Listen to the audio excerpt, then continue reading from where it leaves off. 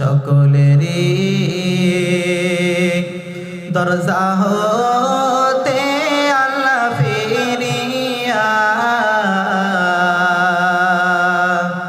আপনার দরজায় রইলাম তাকায়া। আপনি যদি মাফ না করেন বান্দারে, আপনি যদি